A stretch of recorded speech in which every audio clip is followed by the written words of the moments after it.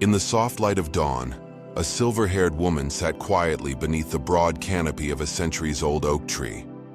Her weathered face, etched with the lines of many seasons, glowed with a gentle serenity. Each morning, the villagers watched from their doorways as she smoothed her shawl, rose to her feet, and offered a warm nod to every passerby. Though she lived alone in a modest cottage just beyond the market square, her presence felt like home to all who knew her. Her name was Agnes, and under her oak she greeted the new day with a hopeful smile. The village of Mapleford lay nestled in a valley of rolling green hills, but its people bore heavy burdens. Farmers labored in sun-scorched fields praying for rain. Craftsmen bent over their benches as illness whispered through crowded homes, and market-goers carried empty baskets, wondering how they would feed their families. Anxiety sat in the air like a chilling wind, and yet, each morning, Agnes's smile seemed to thaw hardened hearts. With a kind word or gentle prayer, she reminded her neighbors that light could be found even in sorrow. Behind the oak stood Agnes's small white cottage with a sloping roof of weathered shingles. A single chimney curled smoke above a window box of bright marigolds. Inside, the hearth glowed softly, and shelves held jars of herbs Agnes used to tend neighbors' fevers. Though she had lost her husband many years before and never bore children, Agnes's home was rich with kindness, blankets mended, soup ladled, and hearts soothed by her comforting presence. She owned little, yet she gave all she had. Each day at dawn, Agnes stepped from her door and made her way to the oak. She carried no basket, but she gathered blessings from the sky, the song of a bird perched on a low branch, the scent of dew on wildflowers, the promise of another sunrise. To her, these were treasures more precious than gold. As villagers hurried past, she called out, "Good morning, Marie.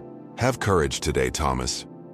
Her voice rang clear, a bell of hope in a world too often silent in despair. One gray afternoon, Emma came to the oak.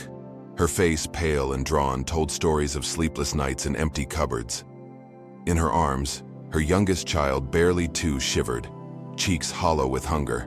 Emma's husband had gone to the city seeking work, but no letter or coin had arrived for weeks. Tears glistened in her eyes as she sank beside Agnes. The old woman spread her shawl, laid a gentle hand on Emma's arm, and invited her child to rest against her knee. Agnes listened as Emma poured out her fears, the empty pantry, the children's tears, the mounting debt. Without interruption, Agnes nodded, eyes full of empathy. When Emma ran out of words, Agnes took her hand. "My dear," she said softly, "I know hardships sting. When my husband grew ill, our home felt empty as an abandoned well. Yet I learned that our true wealth is what we carry in our hearts." Emma leaned forward, drawn by the warmth of Agnes's gaze. Agnes began a familiar tale. Once, a poor man wandered in despair, lamenting all he lacked. An old woman, much like herself, invited him to sit on a hill and watch the dawn. She told him to count his blessings, even a single bloom or the flight of a lone bird. Day by day, he named one gift: the sun, his 2 hands, the taste of crisp water. Slowly, hope grew in his heart, giving him strength to find work and feed his family. "No magic," Agnes explained, "just a shift in focus from hunger to gratitude." Emma wiped her tears, doubt shadowing her face. Agnes pressed a small stone into her palm, a smooth pebble from the oak's roots. "Each morning," she instructed, "hold this stone and say, 'Today will be a good day.' Then carry it with you, a reminder to seek the good." Emma examined the stone, its surface worn by time. She tested the words, voice trembling. "Today will be a good day." A small spark flickered in her eyes, hope's first flame. Days passed. Emma rose before sunrise, holding her pebble as she whispered, "Today will be a good day." She tended her children, weaving gratitude into their breakfast prayers. One afternoon, the village postman delivered a letter addressed in her husband's careful hand. With trembling fingers, Emma opened it to read that he had found steady work in the city and would send money soon. Tears of relief spilled as the children danced around her. Emma returned to Agnes with the letter fluttering in her hand. Beneath the oak, she cried out, It came. My husband has work. Agnes embraced her, their shawls tangling. See? Agnes said, voice warm.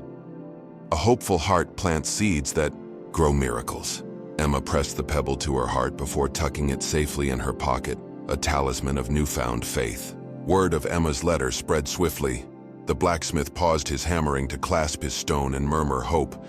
The baker, breathing flowery clouds, whispered the mantra as dough rose, and even the village doctor found fresh strength for his weary rounds. The once heavy air lifted as smiles returned to wrinkled faces. Each morning, more villagers gathered under the oak to refresh their hearts, Agnes's story weaving through lives like a ribbon of light. Though she never sought recognition, Agnes found her cottage door lined with gifts. A loaf of bread from Emma's grateful hands, a bouquet of daisies left by the children, a carved wooden bench placed beneath the oak by the villagers. Each token reminded Agnes that hope once sparked spreads in ways no one can foresee. She added each gift to her simple home, heart full, knowing happiness born of gratitude was the true treasure. At dusk, Agnes returned to her favorite spot beneath the tree. As twilight deepened, a hush settled over Mapleford. She closed her eyes and breathed in the scent of jasmine from Emma's window, the warmth of hearth fires, the silent prayers of the faithful. Though alone, Agnes felt surrounded by a chorus of grateful hearts. She lifted her shawl slightly, revealing the smooth stone she carried, always reminder that one hopeful thought can change the world. In the days that followed, the oak became known as the Tree of Hope. Travelers passing through paused to sit beneath its branches, carrying away pebbles of their own. Long after Agnes was gone, her story endured, how a single shift of focus from want to gratitude had healed a village. And each morning as the sun rose over the valley, the people of Mapleford whispered together, "Today will be a good day." Moral: a hopeful heart is a strong heart. Even in the darkest times, a positive outlook can create light, and one kind thought can inspire many more.